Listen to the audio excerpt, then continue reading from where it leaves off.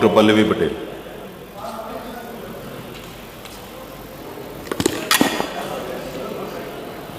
माननीय अध्यक्ष जी, आपका बहुत बहुत आभार।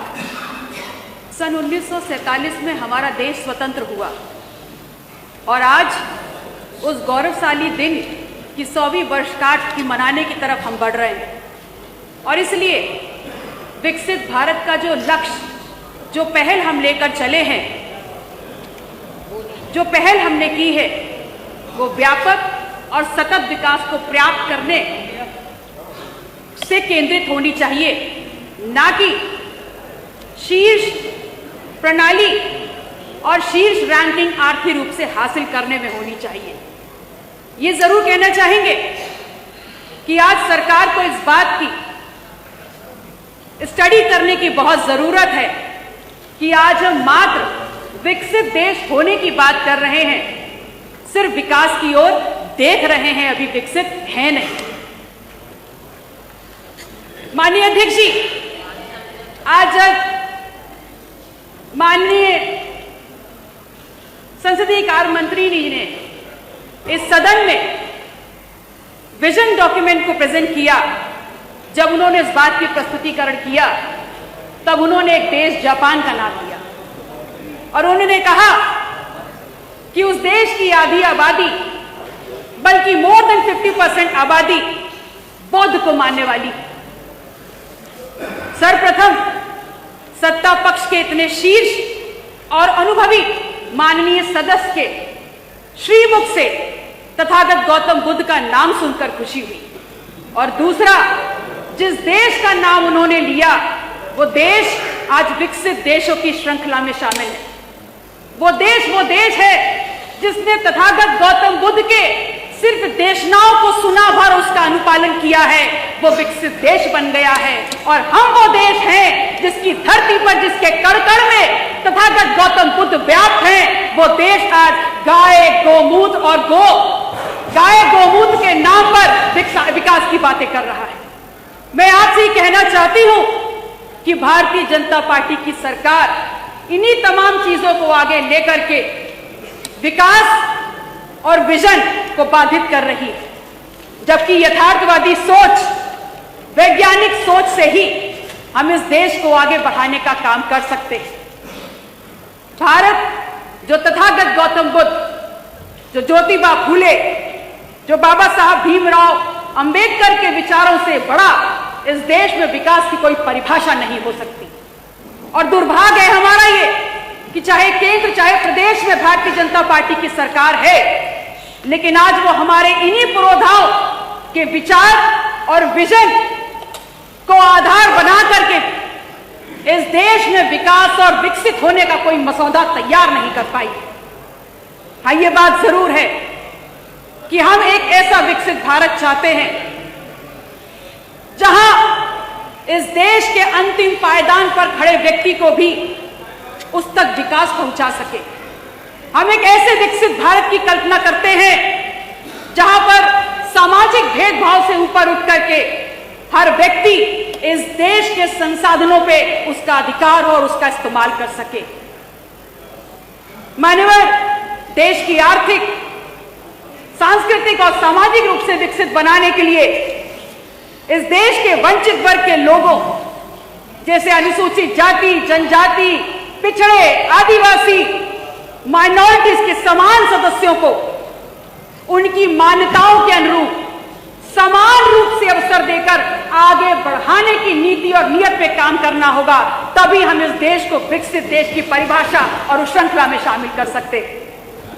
हमारे सपनों का विकसित भारत और हमारे सपनों के विकसित भारत सामाजिक न्याय की कसौटी पर कसा होना चाहिए।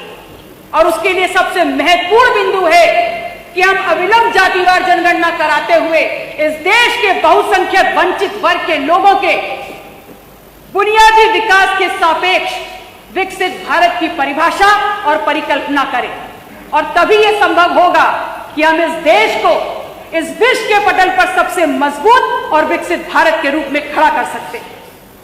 हाँ, मैं ये मानती हूं कि जो लक्ष्य दिया गया है 2047 का, वह संभव नहीं है। उसको हासिल किया जा सकता है, लेकिन हासिल सिर्फ तभी किया जा सकता है जब जिस विकास की बात हम कर रहे हैं वो विकास ऐसा हो जो सबको एक साथ उन्नति देने वाला, और जिसकी तरफ अगर हमको बढ़ना है तो हमको जातिवार जनगणना कराते हुए इस बात को स्थापित करना है कि जिस समाज की हो जितनी संख्या भारी, उस समाज की हो उसकी हिस्सेदारी, और जिस समाज की हो जितनी हिस्सेदारी, विकास में हो उसकी फिर जिम्मेदारी। ये वो कदम होगा जो इस देश में सामाजिक न्याय को स्थापित करने का काम करेगा, और सामाजिक न्याय जो इस देश की संविधान की परिकल्पना है, जो इस देश की संविधान का आधार है, उसकी नींव इस देश में दो स्तंभों पर रखी गई है। एक स्तंभ है शिक्षा और दूसरा स्तंभ है रोजगार। लेकिन इस देश में चाहे प्रदेश की सरकार हो, चाहे भारतीय जनता पार्टी की केंद्र की सरकार हो, आप लोगों ने तमाम सरकारी संस्थानों को बंद करके ये हवाला देते हुए कि घाटे का सौदा है, आपने बंद करके इस प्रदेश और इस देश के युवाओं को किसी काबिल नहीं छोड़ा।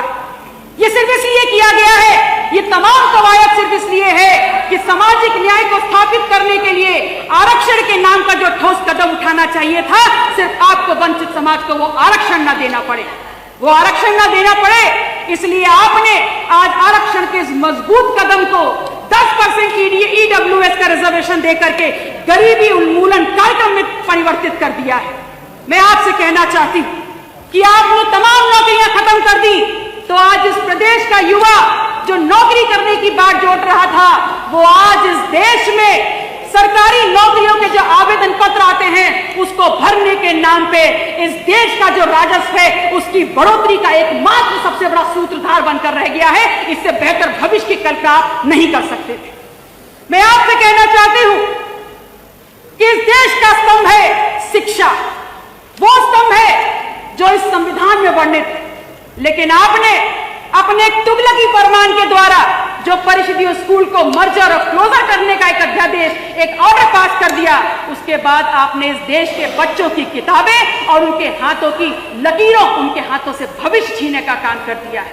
और आप बात करते हैं विजन 2047 की, आप बात करते हैं विकसित भारत बनाने की। मैं आपसे कहना चाहती हूं कि हम उत्तर प्रदेश हैं, वो प्रदेश जो इस देश की ग्रोथ डिसाइड करता है, हम वो प्रदेश है जो इस देश की ग्रोथ ड्राइव है, हम वो प्रदेश है जिसके पास इस देश का सबसे बड़ा युवा होने का गौरव हासिल है, हम वो प्रदेश है जो इस देश की सबसे ज्यादा GDP में योगदान करता है, हम वो प्रदेश है जिसके राजनीतिक गलियारों से होकर के दिल्ली की सत्ता स्थापित होती है, और उसके बाद भी आजादी के अमृत काल में आज उत्तर प्रदेश विकसित होने पर चर्चा कर रहा है, जबकि महाराष्ट्र, केरला, कर्नाटका, हरियाणा जैसे तमाम राज्य हैं। धन्यवाद डॉक्टर पल्लवी। सर 1 मिनट हो गया, 1 मिनट नहीं होगा, 8 सेकंड। सर 1 मिनट नहीं, 1 मिनट थोड़ी, 8 दे दी, 1 into 8।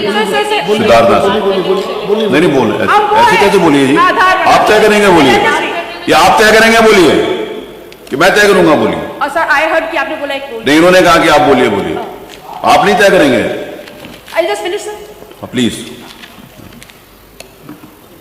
अगर हमने अपनी किसी राजनीतिक उद्देश्य ये बात की गई कि पूर्ववर्ती सरकारों के पास कोई राजनीतिक इच्छा शक्ति नहीं थी, माननीय अध्यक्ष जी मैं ये तो नहीं जानती इच्छा शक्ति थी कि नहीं थी, लेकिन मैं ये जरूर कहूंगी कि अगर हमने अपनी किसी भी राजनीतिक उद्देश्य की पूर्ति के लिए किसी भी सामाजिक समूह के साथ भेदभाव किया, शोषण किया, पहचान देखकर दमन किया, तो विकसित प्रदेश बनाने के बारे में सोच, जो इस सोच को भी एक धोखा, एक छलावा है, क्योंकि समानता के आधार पर डॉक्टर राम मनोहर लोहिया, जगदेव प्रसाद कुशवाहा ना लिखा जाएगा बंद को, चलिए।